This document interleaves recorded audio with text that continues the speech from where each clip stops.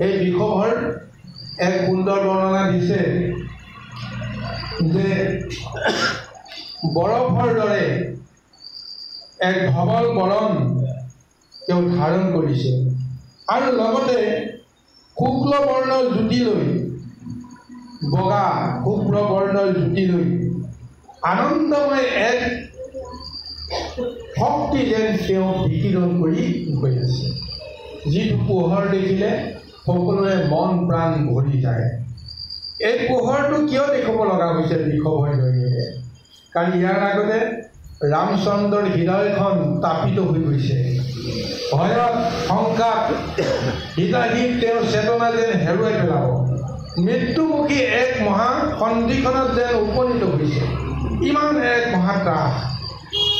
কিন্তু এই ত্ৰাসটোক গুচাবৰ কাৰণে, নাইকিয়া কৰিবৰ কাৰণে, অন্তৰত আনন্দ আৰু সাহস যোগাবৰ কাৰণে যেন সেই তীব্ৰ জ্যোতিৰ পৰা বিষভৰূপী প্ৰভু ভগৱন্ত শিৱৰ যি বাহন, সেই বাহনৰ মহা আবিৰ্ভাৱ হৈছে।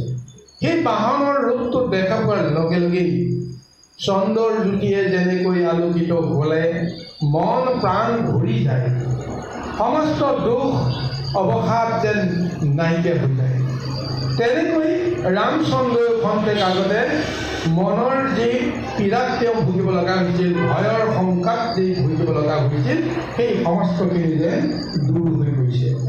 আৰু লগতে সেই শুভ্ৰ মন এটা তেওঁৰ অন্তৰত যিহেতু স্থাপিত হ'ল, তাৰপিছত তেওঁ দেখিছে যে শৃংগ যুগ জলে যেন মণি মৰকত, নীল বৰ্ণ দেখি দুই লোচন আয়ত। সেই বিষভৰ চকুযোৰ মনত তেওঁ আহিছে। ইমান নীল বৰ্ণৰ শুভ্ৰ এক জ্যোতি যেন সেই বিষভৰ দৃষ্টিৰ পৰা নিৰ্গত হৈছে। আৰু লগতে তেওঁৰ দুয়োটা শিঙত নানান ধৰণৰ ৰত্ন অলংকাৰৰ সৈতে পৰিধান হৈ আছে আৰু শিঙৰ জোকাৰণি, মূৰৰ জোকাৰণি, সেই ৰত্নবিলাকে এক সুৰ তুলিছে, এক ঝংকাৰ তুলিছে, যিটো সুৰ সমলৈ শুনি সকলোৱে মন প্ৰাণ ভৰি যাব লাগিব। আৰু দেখিছে কণ্ঠ দেখ বিষভৰ অতি মনোহৰ, শুভে সালংকিত চাৰু কম্বল বিস্তৰ। আৰু সেই বিষভৰ কণ্ঠত এক ৰত্ন অলংকাৰে সালংকিত হৈ শোভাবৰ্ধন কৰি আছে। পিছটো পৰে শুভে ৰত্নময় পলায়ন, যাৰ লাংগলত শ্বেত চামৰ শোভন। আৰু পিঠিৰ ভাগত এক অতি সুন্দৰ দলিচাহে যেন পাৰি থোৱা আছে। আৰু এই দলিচাখন যেন এক চামৰ ৰছীৰে সেই বিষভৰ নেজৰ লগত সংলগ্ন হৈ আছে। কাৰণ য'ত প্ৰভু ভগৱন্ত উপবিষ্ট হ'ব, য'ত আসন গ্ৰহণ কৰি থাকিব, সেই আসনখন কাৰ লগত সম্বন্ধ আছে? বিষভৰ দেহৰ লগত সম্বন্ধ আছে। ওপৰৰ পৃষ্ঠভাগত তেওঁ পৰি আছে আৰু সেই ভাগ কোনো কাৰণতে যে লৰচৰ হ'ব নোৱাৰে, তাৰ কাৰণে নেজৰ লগত তাক এক চামৰৰ জৰিৰে সংলগ্ন কৰি থোৱা হৈছে। আৰু লগতে দেখিছে যে গলৰ ভাগে ৰঞ্জে ক্ষুদ্ৰ ঘণ্টিকাৰ মালা, সুমধুৰ ধ্বনি শুনি লাগে বৰ ভলা। আৰু সেই বিষভৰ সমস্ত গলত এক জুৰুকাৰ ঘণ্টা ধ্বনিৰ এক আলহলংকিত এক ৰূপ যেন সমস্ত গলত পৰিবেষ্টিত হৈ আছে। আৰু সেই জুনুকা বা শংখ ধ্বনিৰ এক মধুময় সুৰৰ লয়ে ছন্দই এনেকুৱা এক পৰিৱেশ সৃষ্টি কৰিছে, যিবিলাক শুনাৰ লগে লগে সমস্তৰে মন প্ৰাণ আনন্দিত হৈ যায়। আৰু এনেকুৱা এক অৱস্থাৰ মাজেৰে তেওঁ দেখা গৈছে যে স্ফটিকৰ দৰে সুন্দৰ স্বচ্ছ এক ৰূপৰ দৰে এক মহামূৰ্তি যেন বিষভৰ পৃষ্ঠভাগত তেওঁ দেখিবলৈ আৰম্ভ কৰিছে। এয়া প্ৰভু ভগৱন্তই ৰামচন্দ্ৰক কৰা এক মহা কৃপা।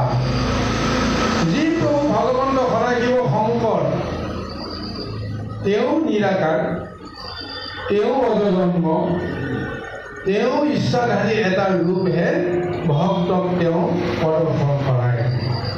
আজি ৰামচন্দ্ৰই তাক বিচাৰিছে, যেনেদৰে বিচাৰিছে। আজি মহা জগতৰ গুৰু সদাশিৱ শংকৰে বুজিছে যে তেওঁ মোৰ সমস্ত সত্তাটো তেওঁ লাভ কৰিব বিচাৰিছে। সেইকাৰণে তেওঁ নিজৰ ৰূপটো এনেদৰে সজাই পৰাই ৰামচন্দ্ৰৰ চকুৰ আগত ধৰা দিবৰ কাৰণে প্ৰদৰ্শন কৰিছে।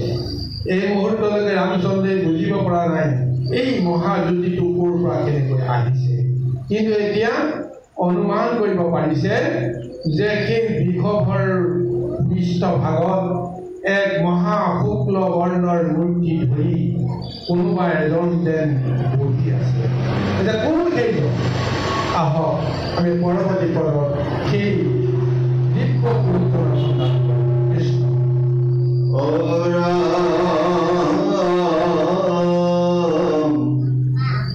সূৰ্য কোটি যি জ্বলে তেজ ঈশ্বৰৰ, কোটি চন্দ্ৰ সদৃশ প্ৰশান্ত মূৰ্তি ধৰ, ব্যাঘচৰ্ম মেখলা পতিত আছে বান্ধি, গলে নাগযজ্ঞ উপৰিত আছে চান্দি, বিবিধ ভূষণে বিভূষিত দেহস্থ, তাল মধ্যে জ্বলে তিনি নয়ন কমল, শিৰোপৰে জটাজুট পিংগল বৰম, সজল মেঘত যেন বিজুলী কিৰণ, কণ্ঠে শোভা কৰি আছে গৰল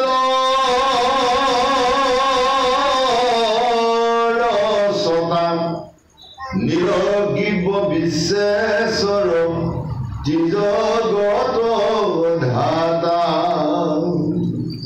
বস্ত্ৰ নাই ব্যাঘচৰ্ম মাত্ৰ আচ্ছাদন, দিগম্বৰ তিলোচন তিলোকমোহন, পুৰুষ প্ৰধান যিটো চিদানন্দময়, অজাৰ কটাই ক্ষতে হুৱে সমস্ত পলয়, অৰাম কপালে শুভন কৰে চাৰু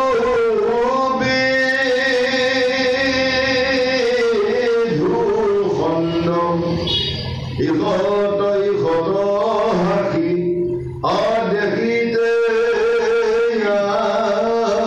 নন্দ, এৰাতি নেত্ৰৰ উৰ্ধ দেখে জয়তি নিৰেখা, দহভুজ ধৰি শ্ৰীৰামক দিলা দেখা, অৰাম শংখ চক্ৰ গদাও আখি, ধনু পদ্ম ফুল শিঙা কমণ্ডল আৰু দম্বৰুতি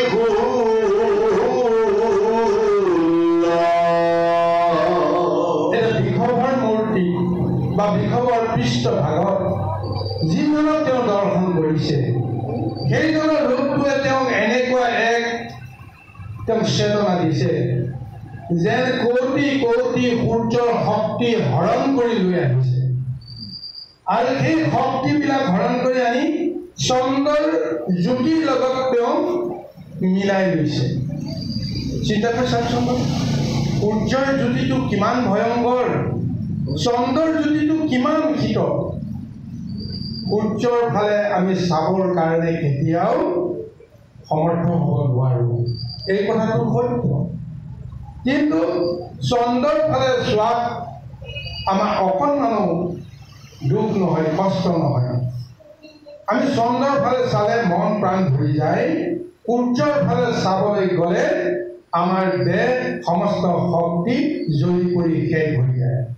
অথচ সেই সূৰ্যৰ কৌটি সূৰ্যৰ শক্তি কোনোবাই যদি থাপ মাৰি আনি একত্ৰিত কৰি সেই শক্তিটো ধাৰণ কৰে, যেন আজি সেই বিষমৰ ওপৰত অৱস্থান কৰি থকা দিব্য মূৰ্তিটোৱে সেই শক্তিটো মহা তাপময় বিষময় শক্তিৰ পৰা শীতল শান্ত মূৰ্তিৰ ৰূপেৰে কৌটি কৌটি চন্দ্ৰৰ জ্যোতিৰ লগত তুলনা কৰি সেই পোহৰটো যেন ৰামচন্দ্ৰক এৰি দিছে। ৰামচন্দ্ৰই এই কথাটো বুজিছে। চিন্তা কৰি চাবচোন বাৰু, যে যিমানেই তীব্ৰ পোহৰ নহওক, এনেকুৱা কিছু পোহৰ আছে যি পোহৰে চকুত অকণমানো জলকা নলগায়। এতিয়া আমাৰ CF যিবিলাক বাল্ব, বগা বগা যিবিলাক বাল্ব, কম ৱাটৰ যিবিলাক, কম শক্তিৰ যিবিলাক ৱাট, কিন্তু তাৰ পোহৰটো তীব্ৰ। কিন্তু যদি আমাৰ ৰঙা লাইট এটা, তাত যদি 100 পাৱাৰ বাল্ব এটা, 200 পাৱাৰ বাল্ব এটা যেতিয়া জ্বলি থাকে, তাৰ ফালে আমি চাব নোৱাৰোঁ।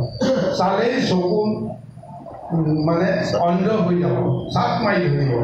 কিন্তু যদি 200 পোহৰৰ কথা বাদেই যদি 15 ৱাটৰ সেই CF বাল্ব এটা, বগা বাল্ব এটা যদি আমি লগাই দিওঁ, তেতিয়াহ'লে কিমান শীতলতা, কিমান উজ্জ্বল পোহৰেও আমাক চমকিত কৰিব নোৱাৰে।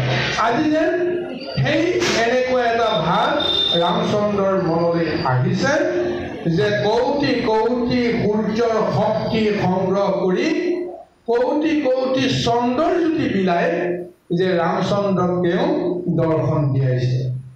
তাৰপিছত তেওঁ ভালদৰে দৃষ্টি নিক্ষেপ কৰি দেখিছে যে সেইজন পুৰুষ যিজন বিষমৰ ৰূপত উপস্থিত হৈ আছে, তেওঁ কি কি পৰিধান কৰি আছে, তেওঁৰ ৰূপটো কেনেকুৱা, এই পৰ্যন্ত তেওঁ এতিয়া নিৰীক্ষণ কৰিবৰ কাৰণে তেওঁ শক্তি পাইছে। যে ৰামচন্দ্ৰ দেখিছে যে ব্যাঘৰ চৰ্ম মেখলা গঠিত আছে বান্ধি, গলে নাগৰ যজ্ঞ উপহিত আছে চান্ধি।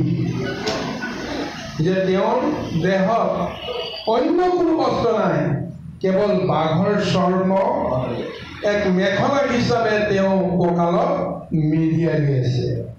আৰু সৰ্পই তেওঁৰ ডিঙিত এনেদৰে শোভাবৰ্ধন কৰি আছে। সৰ্পই যেতিয়া মুখ মেলি চাৰিওফালে যেতিয়া লৰচৰ কৰি আছে, দেখিছে সৰ্পই যেন এক যজ্ঞহে আয়োজন কৰি আছে। সৰ্প কিমান বিষদ হ'ল, সৰ্পই যেতিয়া বিষ যেতিয়া বায়ুৰ ৰূপত এৰি দি যেতিয়া মূৰ্তি ধাৰণ কৰে, যে অগ্নিবাহী হৈ আহে।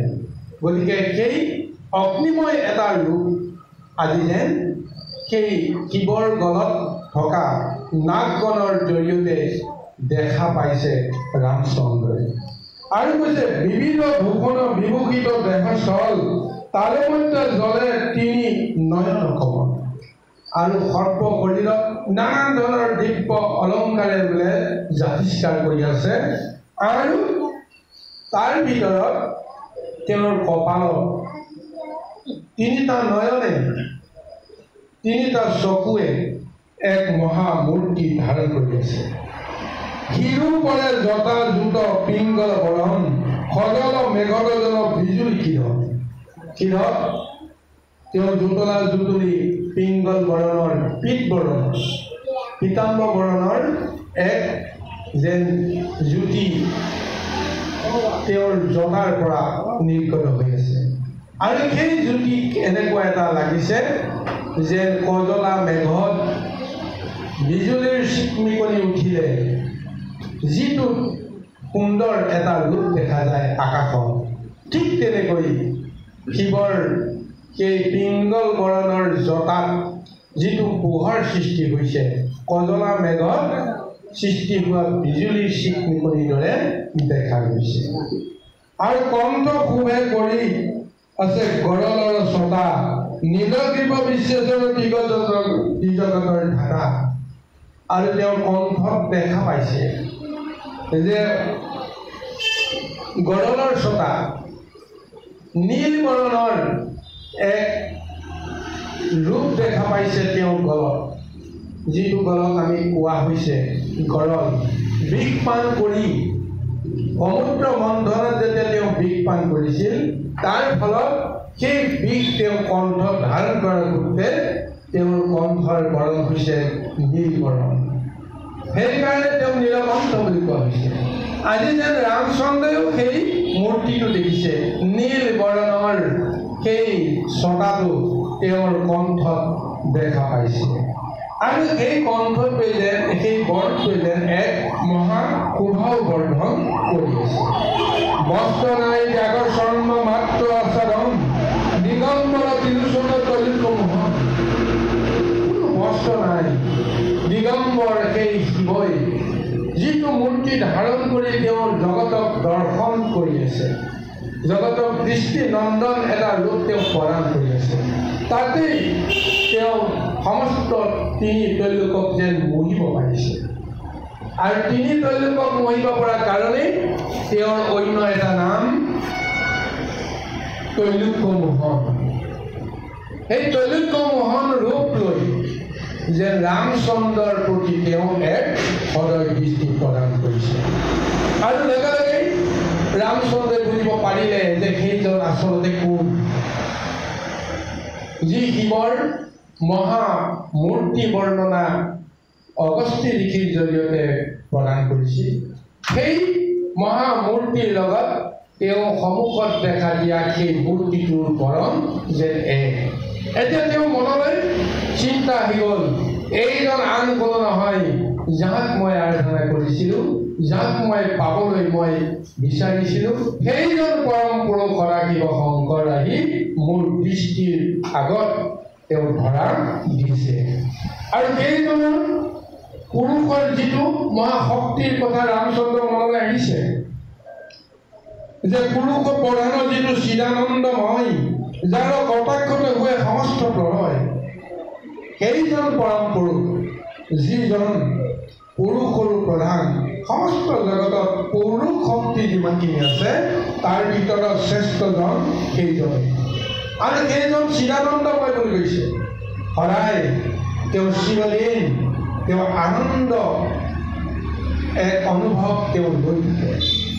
তেওঁ সদায় নিজেও আনন্দিত হৈ থাকে আৰু তেওঁক দৰ্শন কৰা সকলেও আনন্দিত হৈ পৰে। সেইকাৰণে তেওঁক চিদানন্দ বুলি কোৱা হৈছে।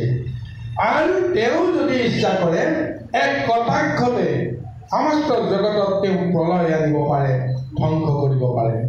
আৰু কপালত তেওঁ যি নয়নে শোভাবৰ্ধন কৰি আছে, সেই শোভাবৰ্ধনে কৈছে, কপালে শোভন কৰে চাৰু বিধু খণ্ড, ইখত হাঁহি দেখি দিয়া আনন্দ।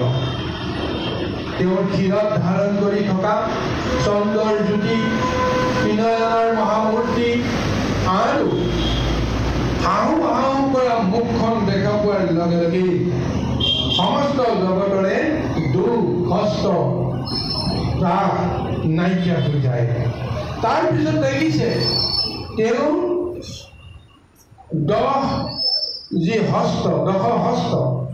দশভুজাৰ এক স্বৰূপ তেওঁ তেতিয়া প্ৰত্যক্ষ কৰিছে, যে সেই মহামূৰ্তিৰ দেহত 10খন হস্ত সংলগ্ন হৈছে আৰু 10 হস্তত 10টা মহা শক্তি বিৰাজিত হৈ আছে, এক মহা অস্ত্ৰ ৰূপত, মহা অলংকাৰ ৰূপত। সেয়া হৈছে শংখ চক্ৰ গদা অখি, ধনু পদ্ম ফুল, শিঙা কমণ্ডলু আৰু ডম্বৰু ত্ৰিশূল।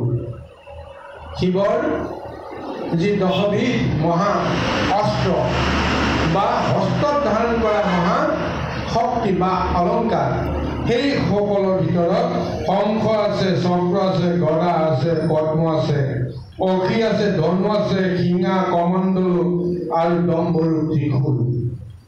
বিষ্ণুৰ হস্তত যিমানবিলাক মহাশক্তি আছে, শিৱৰ শক্তিটো সেই একেবিলাক অস্ত্ৰই শোভাবৰ্ধন কৰি আছে। কেৱল কৃষ্ণৰ বা বিষ্ণুৰ সেই মহামূৰ্তিত কেইটামান অস্ত্ৰ নাই। শিৱই ধাৰণ কৰা ডম্বৰু নাই, শিৱই ধাৰণ কৰা ত্ৰিশূল পাত নাই। তাৰ পৰিৱৰ্তে শংখ চক্ৰ গদা পদ্ম যেনেকৈ বিষ্ণুৰ 4 হস্তৰ 4 অস্ত্ৰ বুলি ধাৰণ কৰোঁ, সেই 4 হস্তৰ 4 অস্ত্ৰ আদি দশভুজা শিৱৰ 4 অস্ত্ৰ বিৰাজিত হৈ আছে। অৰ্থাৎ পাৰমাৰ্থিকভাৱে আধ্যাত্মিকভাৱে এই তত্ত্বটোকে দেখুওৱা হৈছে। এতিয়া যিটো শিৱই যিটো মূৰ্তি ধাৰণ কৰি দেখুৱাইছে তাত কাৰ কাৰ শক্তি আছে? বিষ্ণুৰ শক্তিও তাত লুকাই আছে।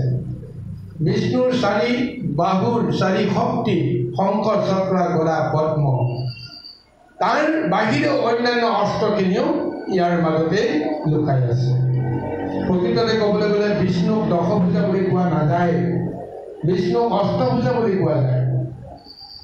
সেই তাৰ ভিতৰত চাৰু, বাৰু, অঘি আৰু সাৰংগ, এই 4 অস্ত্ৰৰ লগত শংখ চক্ৰ গদা পদ্ম, এই 4 অস্ত্ৰ লগ লাগি অষ্ট ভুজ হয়, অষ্ট শক্তি হয়।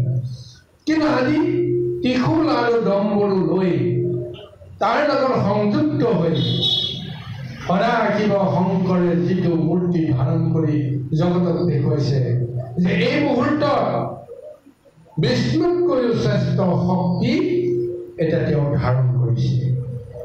কাৰণ বিষ্ণুৰ অষ্ট শক্তিৰ লগত আৰু 2টা শক্তি সংযোজিত কৰিয়ে ৰামচন্দ্ৰক এতিয়া তেওঁ দেখুৱাবলৈ প্ৰচেষ্টা কৰিছে।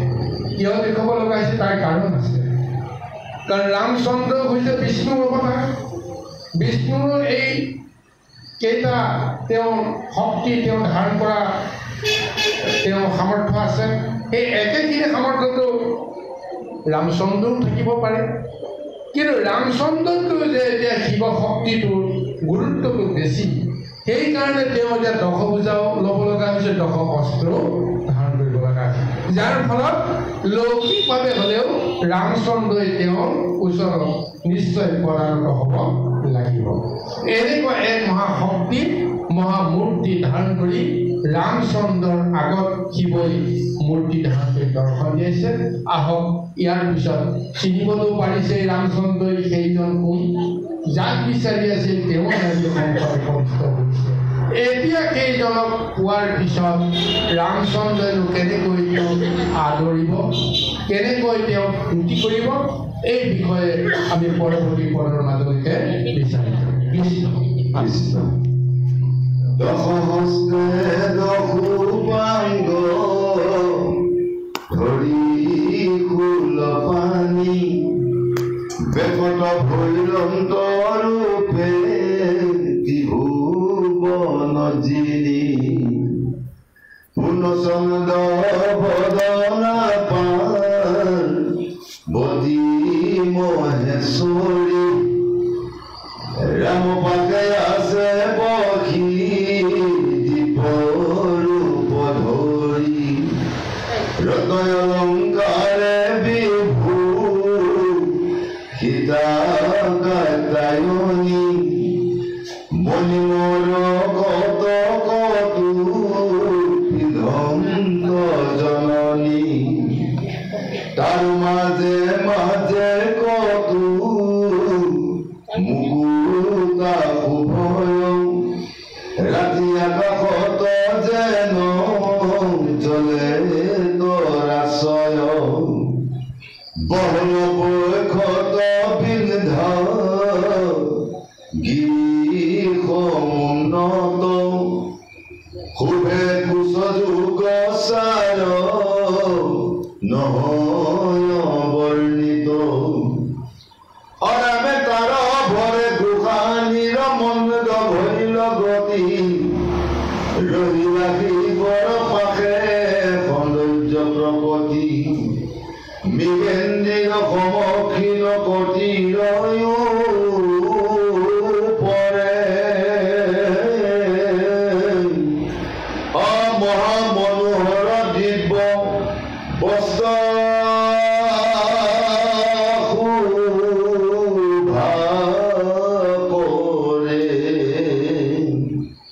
শৰীৰত শুভে জাল দিব্যয়া ভৰণ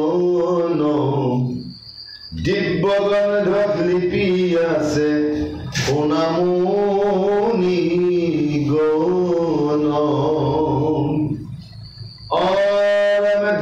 পুষ্পমালা পিন্ধই আছে দিব পৰিধান নীলোৎপল সতি কলো চলবিদ মান পহৰ নবদনে জৰে অলংকাৰ পান্তি তাম্বুল সবনে তদু অধিক কান্তি। জয় কৃষ্ণ। এতিয়া ৰামচন্দ্ৰই শিৱকটো তেওঁ দৰ্শন কৰিছে, শিৱৰ মহামূৰ্তি তেওঁ উপভোগ কৰিছে। তাৰ লগতে তেওঁৰ মনত এনেকুৱা এটা ভাৱনা আহি গ'ল যে এই মূৰ্তিটোৰ কাষতে যে অন্য এক মহামূৰ্তি ধাৰণ কৰি তেওঁ সংগ দি আছে। লগতে তেওঁ অনুমানটো সত্য হৈ গ'ল যে যি শিৱক তেওঁ দেখা পাইছে, যি শিৱক তেওঁ চিনি পাইছে, তেওঁৰ বাওঁ কাষত এক মহা নাৰী মূৰ্তি ধাৰণ কৰি কোনোবা এগৰাকী শিৱৰ লগত বহি আছে। এটা তেওঁৰ মনত স্পষ্টভাৱে এটা ধাৰণা হৈ গ'ল, সেইগৰাকী আন কোনো নহয়, স্বয়ং জগতৰ মাতৃ পাৰ্বতী গোসাঁনী। চাওকচোন বাৰু, শিৱক আৰাধনা কৰিলে, কিন্তু তেওঁলোক দুৰ্গাক আৰাধনা কৰা নাছিল এই মুহূৰ্তত, শিৱকটো আৰাধনা কৰা নাছিল এই মুহূৰ্তত। কিন্তু শিৱ সন্তুষ্ট হোৱাৰ লগে লগে পাৰ্বতী কেনেকৈ ৰৈ থাকিব, পাৰ্বতী কেনেকৈ অসন্তুষ্ট হ'ব? চিন্তা কৰি চাওকচোন বাৰু, এখন ঘৰৰ গৃহস্থৰ আপুনি যদি মন জয় কৰিব পাৰিছে, তেতিয়াহ'লে আপুনি সেইখন গৃহৰ যিগৰাকী গৃহস্থী, সেইগৰাকীও মন প্ৰাণ আপুনি নিশ্চয় গ্ৰহণ কৰিবলৈ পাৰিছে বা জয় কৰিবলৈ সক্ষম হৈছে। এইটো হয়নে নাই কওকচোন? আৰু লগে লগে গোটেই গৃহৰ সমস্ত মানে ল'ৰা ছোৱালী বা অন্যান্য যিমান দিয়া সমস্তৰে মন জয় কৰা নহ'লনে বাৰু? গতিকে তাৰ কাৰণে অকণমান কষ্ট কৰিব লগা নহ'ল।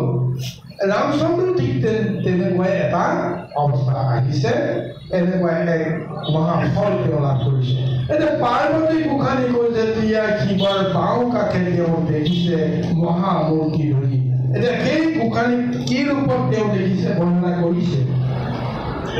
পূৰ্ণচন্দ্ৰ বদনা পাৰ্বতী মহেশ্বৰী, বাম পাশে আছে বকি দীপুৰ পধুৰী, ৰত্ন অলংকাৰে বিভূষিতা কাটায়নী, মণি মৰকত কটু পিন্ধন্ত নাৰীৰ সহজাত যি এক প্ৰবৃত্তি, সেই প্ৰবৃত্তিৰ জৰিয়তে ৰত্ন অলংকাৰ দিব্য বস্ত্ৰ পৰিধানৰ যি আকাংক্ষা, সেই আকাংক্ষাৰে এতিয়া উজলি উঠিছে এগৰাকী দিব্য নাৰী পাৰ্বতী গোসাঁনী, যি কাত্যায়নী ৰূপে দুৰ্গা ৰূপে সমস্ত জগতত তেওঁ মুহূৰ্তৰ ভিতৰতে সংহাৰ সৃষ্টি কৰিব পাৰে। সেইগৰাকী নাৰী এতিয়া দিব্য ৰূপ ধাৰণ কৰি শিৱৰ ওচৰত শালংকিত হৈ ৰূপ দৰ্শন দিছে। কিন্তু স্বাভাৱিকতে শিৱৰ লগত কোনো ধৰণৰ ৰত্ন অলংকাৰৰ বাসনা নাথাকে। তেওঁ সদায় দিব্য জটাধাৰ, তেওঁ কণ্ঠত সদায় গলৰ মালা, গলৰ যি চকা থাকে আৰু তাৰ লগতে যি সৰ্পৰ যি মালা থাকে, দাঘ চাৰ্ম পৰিধান কৰি থাকে, ভস্ম ধূলা তেওঁ অলংকৃত কৰি থাকে। ইয়াৰ বাহিৰে অন্যান্য ৰত্ন অলংকাৰৰ লগত তেওঁৰ কোনো সম্বন্ধ নাই। কিন্তু পাৰ্বতী গোসাঁনী এগৰাকী নাৰী, তেওঁ সেই ৰত্ন অলংকাৰৰ প্ৰতি তেওঁ আসক্তি থাকিব পাৰে, কিন্তু শিৱই তাত কোনো কাৰণতে বাধা দিয়া নাই। আজি এতিয়া ৰামচন্দ্ৰক সৰ্বতো প্ৰকাৰে সহায় কৰিব লগাৰ কাৰণে এগৰাকী নাৰীক মহাশক্তিৰে কেনেকৈ জগতে চিনিব পাৰে, তাৰ প্ৰতীক হিচাপে পাৰ্বতীক এনেকুৱা এটা মহাৰূপেৰে মহাশক্তিৰে ৰামচন্দ্ৰৰ ওচৰতো ধৰা দিছে। সেইকাৰণে নানান ধৰণৰ মণি মুকুতাৰ মাজত যেন তেওঁ জিলিকি আছে, যেন মণিময় পৰ্বতৰ ওপৰত এক সিংহ ৰূপেহে যেন তেওঁ ধাৰণ কৰি আছে পাৰ্বতীৰ এই মহামূৰ্তিটো দেখি ৰামচন্দ্ৰৰ তেনেকুৱা এটা অনুমান হৈছে। বহল বক্ষত বিন্ধ্যাগিৰি সমুদ্ৰত শোভে কুশ যুগ যাৰ হয় বৰ্ণিত, তাৰ ঘৰে গোসানীৰ মন্দ হৈল গতি, ৰহিলা শিৱৰ পাশে সৌন্দৰ্য প্ৰগতি। মহা মহা ৰত্ন অলংকাৰৰ পৰিবেষ্টিত এক মহা পৰিৱেশত যেন পাৰ্বতী গোসানীৰ চৰণৰ গতি, দেহৰ গতি লয়লাসো যেন হ্ৰাস হৈ গৈছে। চিন্তা কৰি চাবচোন বাৰু, যদি ৮০ মোন ওজনৰ অলংকাৰ যদি পিন্ধে, অলংকাৰখিনি ধাৰণ কৰি যোৱাটো কিমান এটা শক্তিৰ প্ৰয়োজন হ'ব, চিন্তা কৰি চাবচোন বাৰু। গতিকে এই অলংকাৰ পৰিধান কৰাৰ লগে লগে লাহে লাহে গতি ধীৰ হৈ পৰাটো স্বাভাৱিক, কিন্তু সেই গতিটো এক মহা লয়লাস আছে, সেই গতিটো এক মহা ছন্দ আছে, দেখি আমোদিত হোৱাৰ এক অৱস্থা থাকে। আৰু এই অৱস্থাৰে শিৱ পাৰ্বতী গোসানীয়ে শিৱৰ বাওঁ কাষে বহি মূৰ্তি ধৰি তেওঁ চাৰিওফালে চাই আছে। আৰু চাৰিওফালে চোৱা দৃশ্যটো ৰামচন্দ্ৰে প্ৰত্যক্ষ কৰিছে কেনেকৈ,